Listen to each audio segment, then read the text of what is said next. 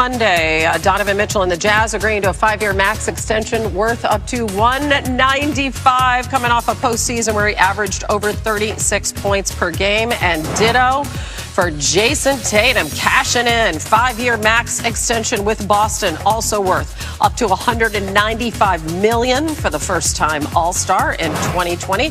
Lakers agreed to a deal with Marc Gasol, the defending champs, reworking that front court. They also traded JaVale McGee to the Cavs to clear up space for his signing. And the man, he's not even the man, the myth. He's the man, the legend. Adrian Wojnarowski just working like crazy. The draft, free agency, insane. All right.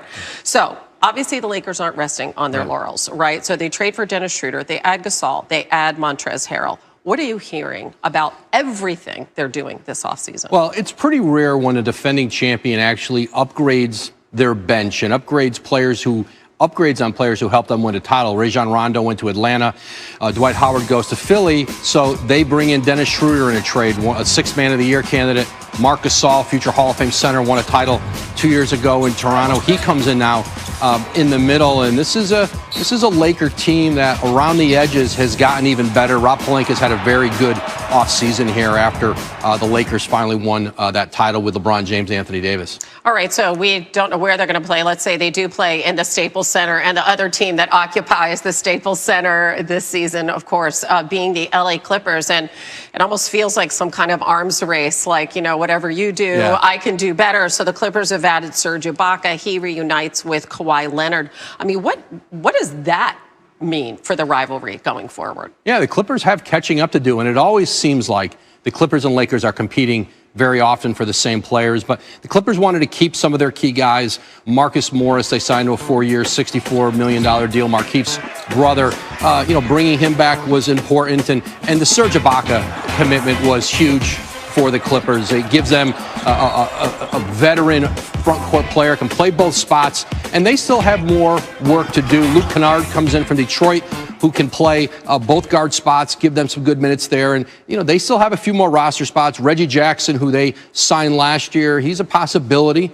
He might be able to return to that Clipper bench. But, with Ty Lue, this is a different team now, and this is a different head coach and a little different way of looking at things. But the Clippers know they've got a gap to close with the Lakers. Really quickly, do you have a sense of how involved Ty Lue is with these personnel decisions, how front and center he is with what's happening there? Yeah, listen, it's a pretty collaborative place there. Lawrence Frank, Mike Winger, their front office, they spend a lot of time talking with Ty Lue about how pieces fit and how they want to play. And I know that's a conversation they have every day. It's just so fascinating to have these two teams in the same building. Clippers still trying to battle for the soul of LA, and the schedule comes out December 1st, so we'll see when they play head-to-head. All right. Thanks, Hannah. Thanks for all your hard work, Woj. We appreciate it. NBA Donovan Mitchell and the Jazz agreed to a 5-year max extension worth to up $195 million. Wrap your brain around that one.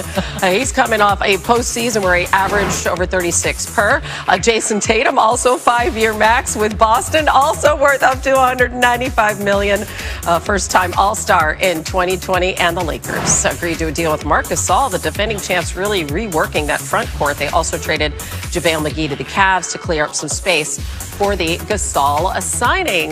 Nice and busy times right here in the middle of football season for NBA insider Brian Windhorst. So can we start with Giannis, our 2-time reigning NBA MVP, because he enters the final season of his contract, as we all know, but he could sign the Supermax, 5 years, $228 million, to remain with the Bucks. What sort of ripple effect could that have, Wendy, on the rest of the league going forward?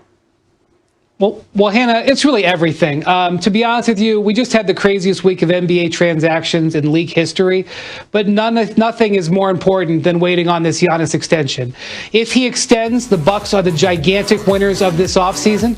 If he does not extend, we're going to see a mad rush and dash to prepare for his possible free agency next summer.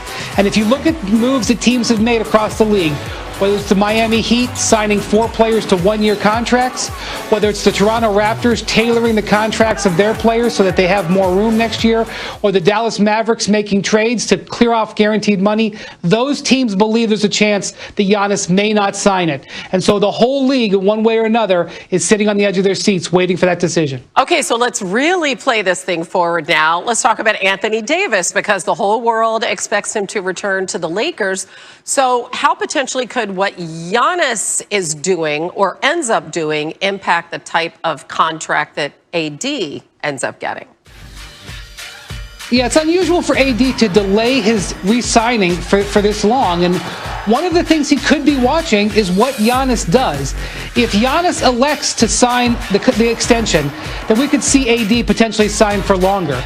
But if Giannis sets himself up to be a free agent next year, I know it seems hard for them to believe that the Lakers could do it, but that might spur Anthony Davis to only sign a 1-year contract with a player option, which is the kind of deal that LeBron James is on, to leave flexibility in Lakers payroll. So there's a lot of people watching Giannis Antetokounmpo right now. I know that as you were busy getting all this information, you probably had one eye on the football screen, as we all did yesterday, and stood up when we heard Derek Carr's audible in the Chiefs-Raiders game last night. Let's take a listen. Western Conference Finals appearance. And the Lakers, fresh off the title, agreed to a deal with Marc Gasol. They drafted him originally. Defending champs are reworking their front court, trading JaVale McGee to the Cavs to clear up some space for Gasol. All right, it's not official until Woj says so. Actually, sometimes Woj says so, then it becomes official. But in any case, we're going with these stories we just told you about. Mitchell and Tatum, the extensions, why do these deals make sense for the players and their teams? 2 foundational cornerstone players for both franchises, the kind of players that you build around, that guys want to play with, that represent, your organization. Those are no-brainers, both 5 years with the opportunity to make nearly $200 million for both Donovan Mitchell and Jason Tatum. All right, Lakers win the title and say, let's get a new guy in the 5 spot. Why was that move made?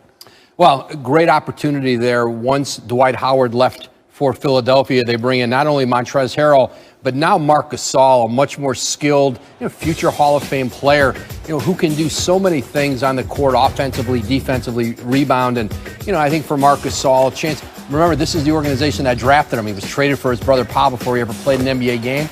Now Pau's out living in Southern California. He'll be near his brother and have a chance now to win another NBA title. He won one with the Raptors. Woj using just one of his many phones. Thanks for joining us. Yet another NBA championship. The Lakers have already pretty much renovated that entire roster. They picked up the top 2 bench scorers in the NBA in Dennis Schroeder and Montrezl Harrell. Also improved their three-point shooting by adding Wesley Matthews to a team that ranked 21st in three-point percentage last season. And re-signing KCP to a new 3-year deal. Yeah, that should help in that area also. All right, to dig a little deeper into NBA free agency, we've got our front office insider, Bobby Marks, with us. And give Rob Pelinka and that front office in LA a lot of credit for what they've done for the team that's about to be defending a championship. But considering what they've done, what else can they do? Yeah, rarely do we see a team flip their roster over, right? Of course, they still have LeBron James and Anthony Davis, but Wes Matthews, Montrezl Harrell, and Kentavious Caldwell-Pope, of course, is back. Dennis Schroeder, they've added. Now, this is what they have left to do. They've got 4 roster spots.